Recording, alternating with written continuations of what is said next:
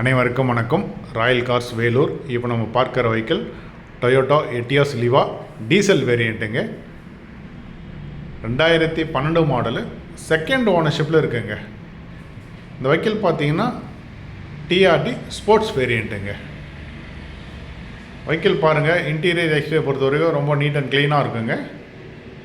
இந்த வெஹிக்கிளுக்கு loan option நம்ம பண்ணி கொடுக்கலாங்க, கஸ்டமர் ப்ரொஃபைல் பேஸ் பண்ணி. இன்சூரன்ஸ் கரண்ட்டில் இருக்குது.